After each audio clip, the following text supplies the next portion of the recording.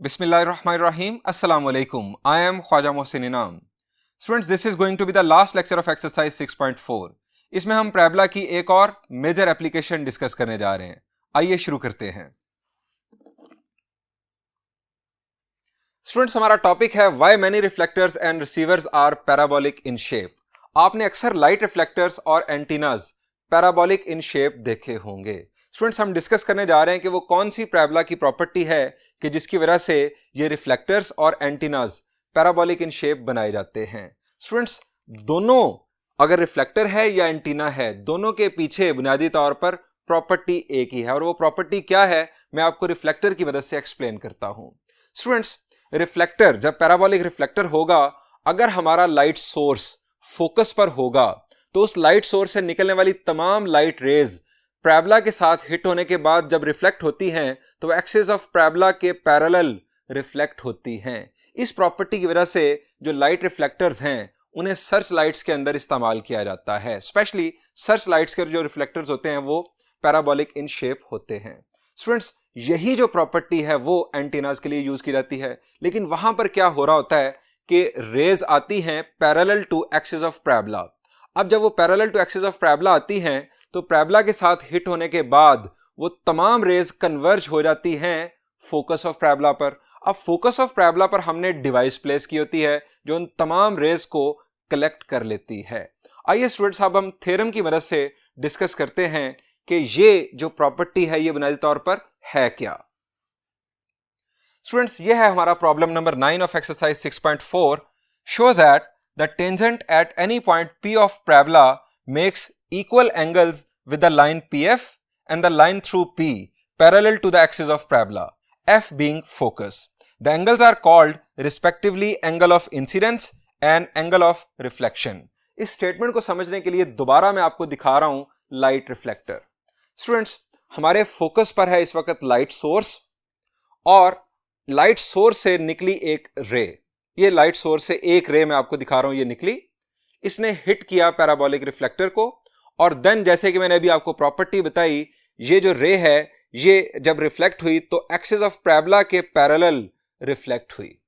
अब स्टूडेंट्स, अगर जिस पॉइंट पर इसने हिट किया है, लाइट रे ने हिट किया है पैराबोलिक रिफ्लेक्टर को, अगर हम उस पॉइंट को पॉइंट ऑफ टेंजेंसी मानकर एक टेंजेंट ड्रॉ कर दें तो स्टूडेंट्स अब यहां पर पॉइंट से लेकर फोकस तक जो लाइन सेगमेंट बन रहा है इसका एक एंगल बन रहा है टेंजेंट के साथ, हम इसे एंगल ऑफ इंसिडेंस का नाम देते हैं, और दूसरी तरफ जो रे रिफ्लेक्ट हुई है उसका एंगल बन रहा है टेंजेंट के साथ, हम इस एंगल को एंगल ऑफ रिफ्लेक्शन का नाम देते हैं.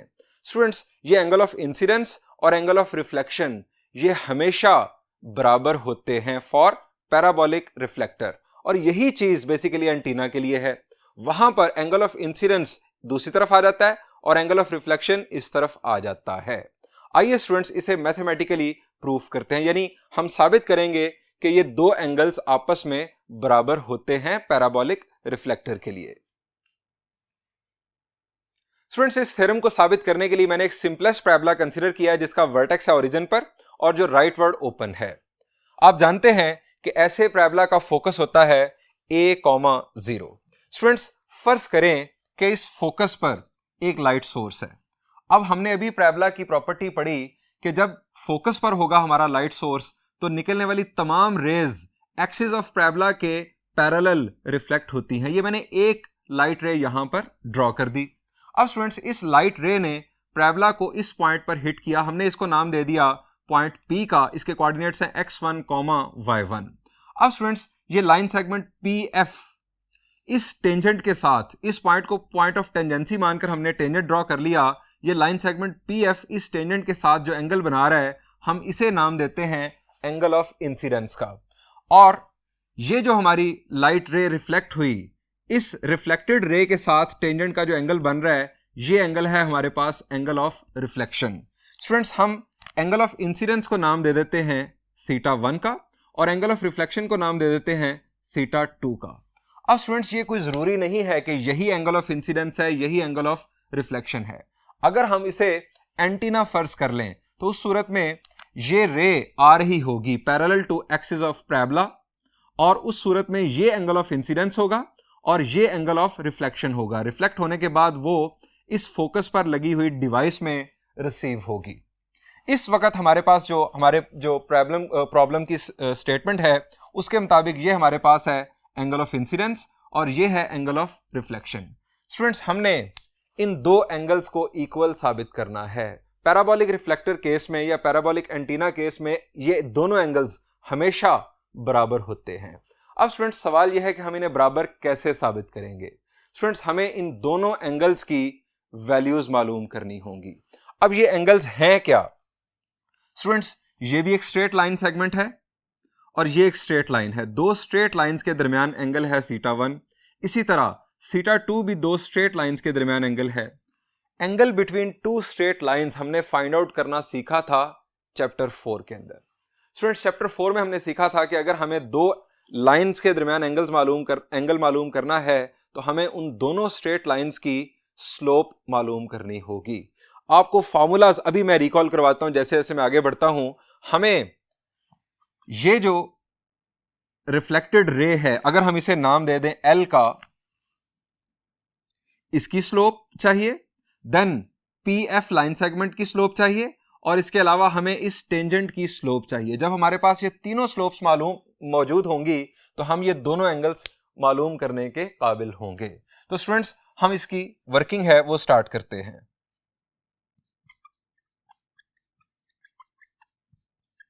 Referred to diagram, we will show that θ1 is equal to θ2। हम ये साबित करेंगे। Let M1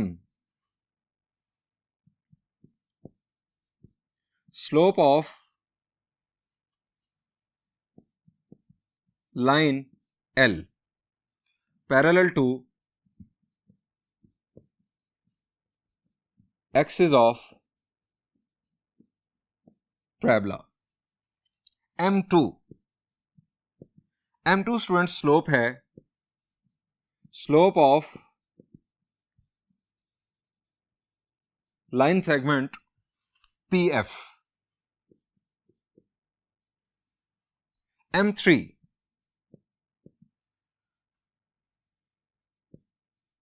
slope of tangent through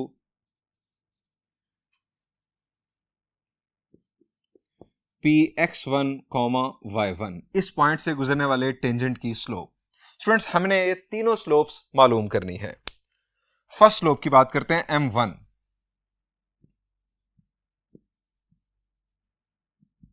ji students, इस लाइन की स्लोप क्या होगी? शाबाश जी, ये लाइन एक्सिस ऑफ पैराबोला के पैरेलल है। अब एक्सिस ऑफ पैराबोला ये हॉरिजॉन्टल है तो इसकी स्लोप क्या होगी? हॉरिजॉन्टल लाइन की स्लोप हम जानते हैं 0 होती है। M1 is equal to 0। Reason, line is parallel to axis of parabola that is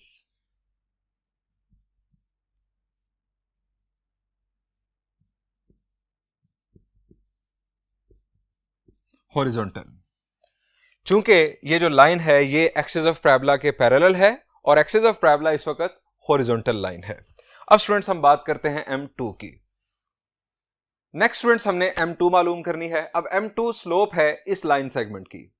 students, point P के कोऑर्डिनेट्स हैं x1, y1 और F के कोऑर्डिनेट्स हैं a, 0। जब दो एंड पॉइंट्स के कोऑर्डिनेट्स हमारे पास मौजूद हैं तो हम इस लाइन सेगमेंट की स्लोप मालूम कर सकते हैं। M2, आप जानते हैं हमारे पास स्लोप का फॉर्मूला होता है difference of ordinates divided by difference of abscissas, लेकिन हमें ऑर्डर सेम रखना होता है। हमने y1 पहले लिखा तो यहां पर x1 पहले लिखा, y1 over x1 minus a। अब स्टूडेंट्स, M3 हमारे पास स्लोप है इस टेंजेंट की। अब टेंजेंट की स्लोप हम कैसे मालूम करते हैं? शाबाश, ये हम पहले सीख चुके हैं। हम डिफरेंशिएट करते हैं कर्व की इक्वेशन को। हम यहां लिखेंगे to find M3 we will differentiate the equation of parabola with respect to x. हमारे पास इक्वेशन ऑफ पैराबोला है y square is equal to 4ax. Rightward open parabola जिसका वर्टेक्स ओरिजिन पर हो, आप जानते हैं उसकी स्टैंडर्ड इक्वेशन ये है. अब इसको डिफरेंशिएट कर रहा हूं मैं with respect to x. 2y dy by dx is equal to 4a. अब यहां से स्टूडेंट्स dy बाई dx की वैल्यू क्या आ गई? 4a divided by 2y. क्या बनेगी value? 2a divided by y. अब ये स्टूडेंट्स हमारे पास इस पैराबोला के तमाम टेंजेंट्स की जनरल स्लोप आ चुकी. अब जो टेंजेंट इस पॉइंट से पास कर रहा है, हमें अगर इस टेंजेंट की स्लोप मालूम करनी है तो हमें इस पॉइंट ऑफ टेंजेंसी के कोऑर्डिनेट्स यहां पर पुट करने होंगे. ये हमारे पास इस स्पेसिफिक टेंजेंट की स्लोप आ जाएगी.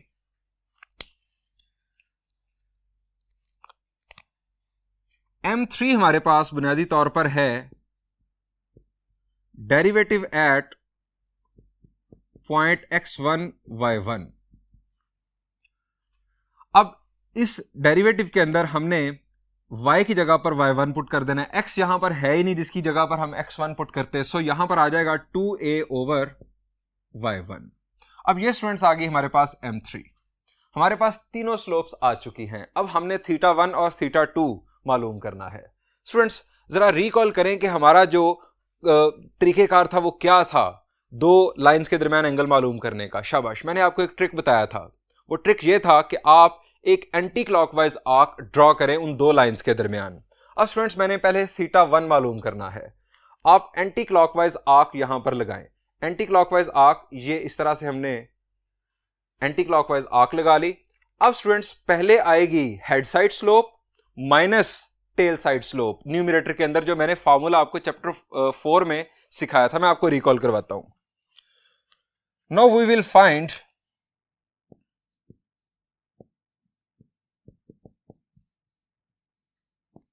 θ1. अब हमारे पास फॉर्मूला होगा tangent of θ1 is equal to, anticlockwise जब आप आर्क लगाएंगे तो हेड साइड की स्लोप पहले. अब हेड साइड की स्लोप पीएफ लाइन सेगमेंट की स्लोप जो है वो है m2 माइनस टेल साइड की स्लोप बाद में. अब टेल साइड हमारे पास है m3 over 1 plus m2 into m3. ये स्टूडेंट्स हमारे पास है θ1 मालूम करने के लिए फॉर्मूला, और ये कंसेप्ट हमने डिस्कस किया था चैप्टर 4 के अंदर. अब स्टूडेंट्स हम यहां पर वैल्यूज पुट करेंगे. Tangent θ1 is equal to m2 की स्टूडेंट्स हमारे पास वैल्यू क्या है? ये स्टूडेंट्स हमारे पास m2 की value y1 over x1 minus a minus m3 की वैल्यू हमारे पास है स्टूडेंट्स 2a ओवर y1. ये हमारे पास m3 की वैल्यू. अब डिनोमिनेटर में भी हम ये वैल्यूज पुट करते हैं. 1 plus y1 over x1 minus a into 2a over y1. अब स्टूडेंट्स हमें इसको सिंप्लीफाई करना है. ये स्टूडेंट्स हमने मेन फ्रैक्शन बना दी ब्लैक कलर में ताकि आपको आसानी से समझ आए. न्यूमरेटर में हमारे पास एलसीएम आ गया x1 minus a into y1. अब x1 माइनस a इसके साथ कैंसिल हुआ, y1 के साथ मल्टीप्लाई हुआ, ये आ गया y1 स्क्वायर माइनस. अब y1 के साथ कैंसिल, 2a मल्टीप्लाई होगा x1 के साथ 2a x1. अब माइनस की वजह से साइन चेंज हुआ, प्लस 2a के साथ मल्टीप्लाई हुआ, ये आ गया 2a स्क्वायर. अब आ जाए डिनोमिनेटर में. डिनोमिनेटर में भी एलसीएम हमारे पास आ गया x1 minus a into y1. अब ये 1 है तो एज इट इज ये ऊपर आ जाएगा x1 y1 minus a y1. उसके बाद प्लस 2a y1. अब स्टूडेंट्स ये डिनोमिनेटर और ये डिनोमिनेटर दोनों हो गए cancel. Tangent theta 1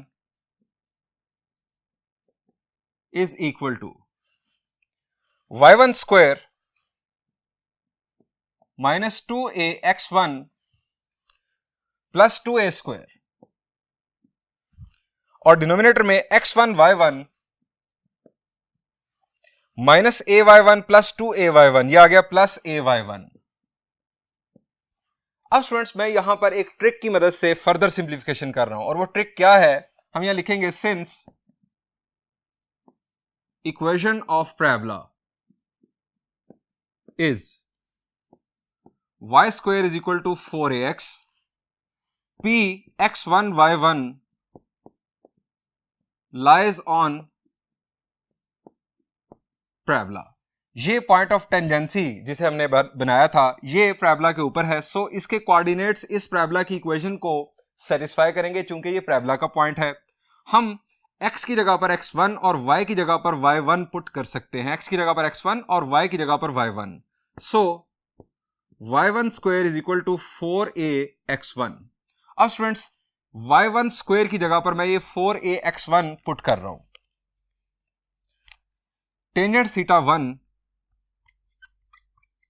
is equal to 4ax1 minus 2ax1 plus 2a square x1 y1 plus a y1।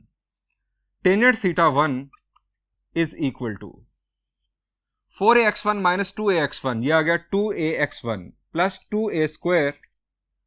अब डिनोमिनेटर में x1 y1 plus a y1। अब स्टूडेंट्स न्यूमरेटर और डिनोमिनेटर दोनों में से हमें कॉमन मिल रहा है, हम कॉमन लेंगे। Tangent theta 1 is equal to, यहां से हमें कॉमन मिला 2a x1 प्लस a, और यहां से हमें कॉमन मिला y1 x1 प्लस a, हमें यहां पर भी मिल गया factor.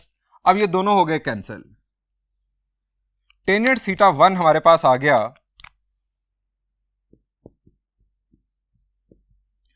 2a over y1।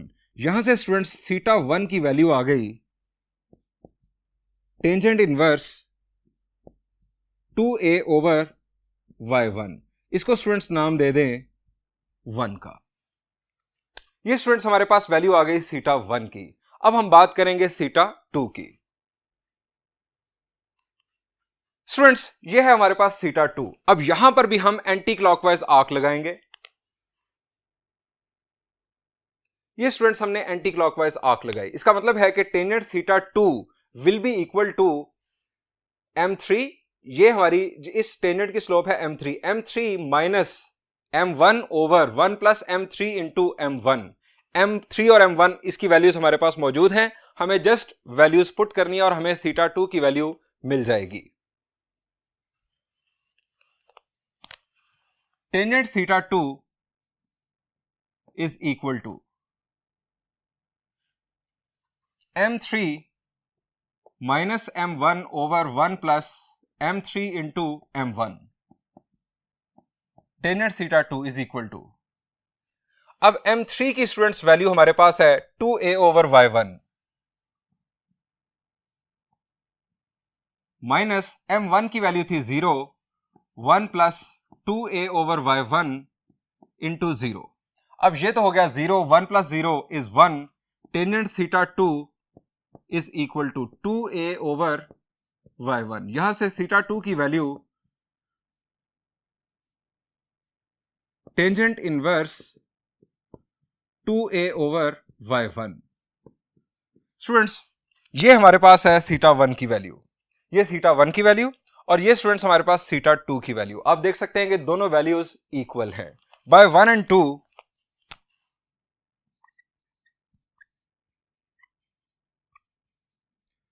we have